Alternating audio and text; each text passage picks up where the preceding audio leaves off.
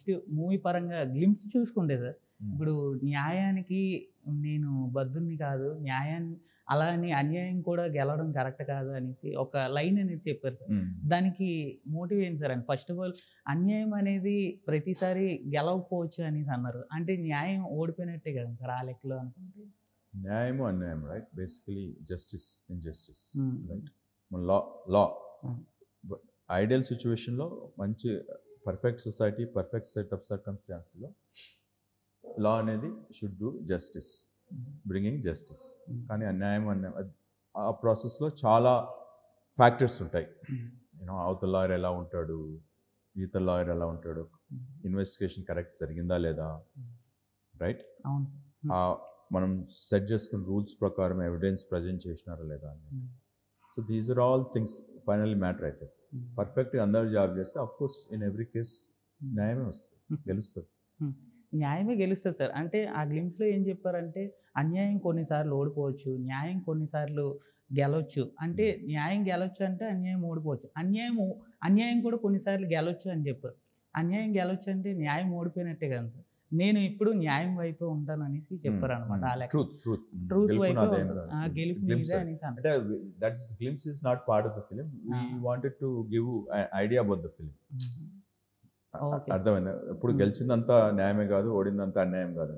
అదే చెప్తున్నా. కేసు మీరు ఓడిపోయారంటే అదేదో ఇదని కాదు, అదర్ ఫ్యాక్టర్స్ ఉంటాయి. ట్రూత్ అని కాదు, అదే చెప్తున్నాను. అదర్ ఫ్యాక్టర్స్ ఉంటాయి. అవతల లాయర్ మంచి ఆర్గ్యూ చేసినాడా, ప్రాసిక్యూషన్ వాళ్ళు పోలీసులు కరెక్ట్గా ఇన్వెస్టిగేట్ చేసినారా, వాళ్ళు కరెక్ట్గా ఇన్వెస్టిగేట్ చేసి ట్రూత్ అనేది బట్టే ఆఫ్ కోర్స్ న్యాయమే గెలుస్తుంది. ఓకే సార్, ఇప్పుడు ఒక అడ్వకేట్ అయ్యింది, మీరు ఎన్నో ఇలాంటివి ఫేస్ చేసి ఉంటారు సార్, ఎన్నో తీసుకుని అంటారు.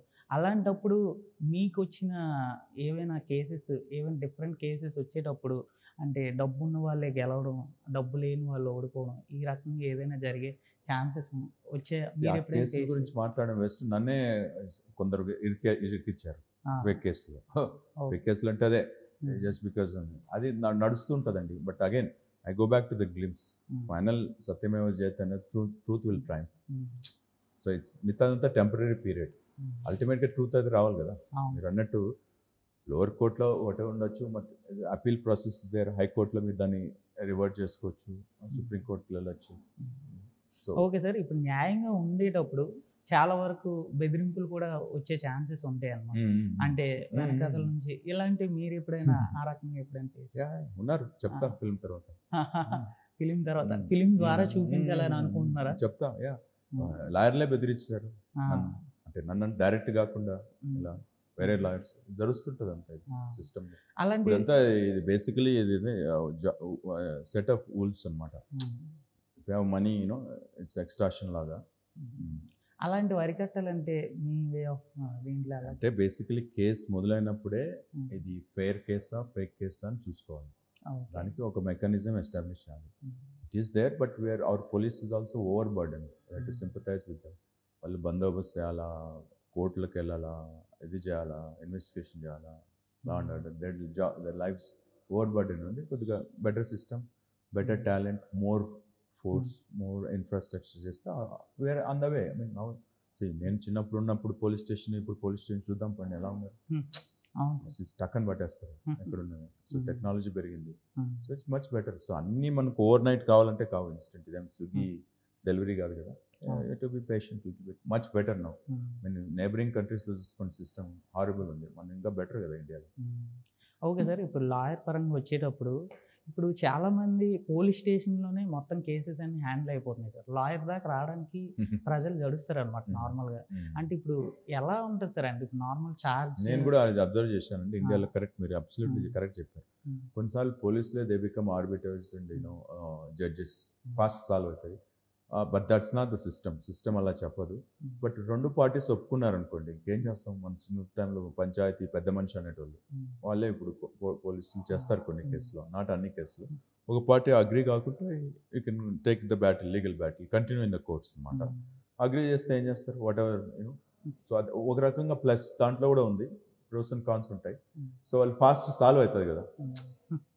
Okay sir. అంటే ఇప్పుడు లాయర్ దాకా వచ్చేటప్పుడు అది ఎందుకంటే పోలీసులతో వాళ్ళు ఒప్పుకుంటారంటే పార్టీస్ ఇద్దరికి ఏదైనా వస్తే, బికాజ్ కోర్ట్స్తో మనకు బ్యాక్లాగ్ ఆఫ్ ఉన్నాయి. ఆ! 50 years 70 years 4 crores కేసెస్ ఉన్నాయి. హ్మ్.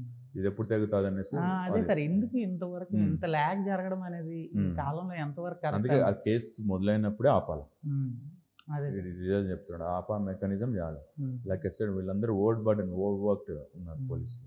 ఒక అన్యాయం జరిగేటప్పుడు ఇంతవరకు ల్యాగ్ అవుతుంది సార్. ఇప్పుడున్న జనరేషన్‌లో మహా అయితే 50, 60లోనే మీరన్నట్టు కరోనా ఇలాంటివి వచ్చేటప్పుడు ఇంక ఇదైపోతుంది. సగానికి సగం కేసులు న్యాయం అసలు జరగట్లేదనమాట. అలాంటివి ఇప్పుడున్న జనరేషన్‌లో వాళ్ళకి న్యాయం జరగాలి అనంటే ఎలా ఫేస్ చేయాలని మీరు అనుకుంటున్నారు సార్? మీ వే ఆఫ్ థింకింగ్. సి అగే మనం థౌజండ్స్ ఆఫ్ జడ్జెస్ని హైర్ చేసుకోవాలి.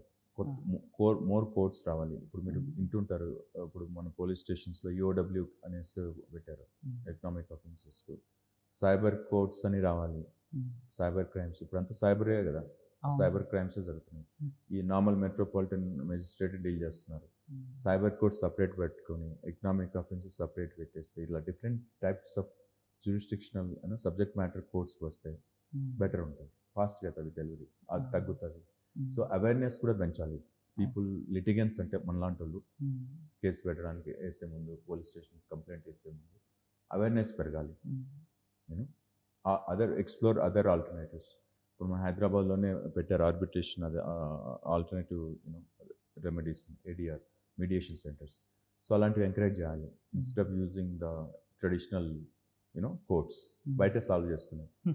అవును సార్. ఇప్పుడు ఇలాంటివన్నీ ఎక్కువ ఇండియాలోనే జరుగుతుంది. అంటే ఈ రకంగా చూసుకుంటే నెక్స్ట్ అబ్రాడ్స్ ఏవైనా చూసుకున్నా ఏవైనా ఫాస్ట్ వర్క్ అవుతుంది. అంటే వాళ్ళకి న్యాయం కూడా చాలా ఎక్కువ జరుగుతుంది. నెక్స్ట్ వాళ్ళంతా రూల్స్ అన్నీ కరెక్ట్‌గా పాటిస్తారు.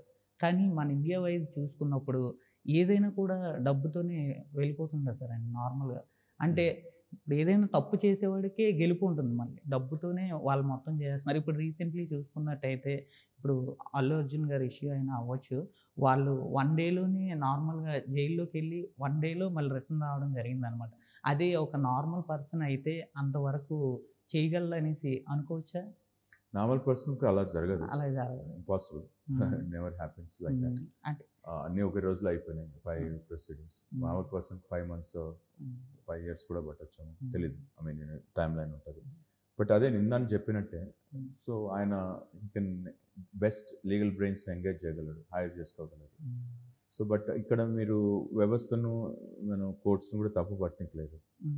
ఇంతమంది ఆర్గ్యూ చేస్తే you know they also get swayed and merits. మళ్ళీ ఇది ఎంత ప్రభావం ఉందని చెప్పి merits. దర్స్ always two ways to look at the thing, right? అదే జడ్జ్ డిఫరెంట్ ఒపీనియన్ చెప్పొచ్చు డిఫరెంట్ కేసెస్లో, విత్ సేమ్ ఫ్యాక్ట్స్ ఉన్న కేసులో.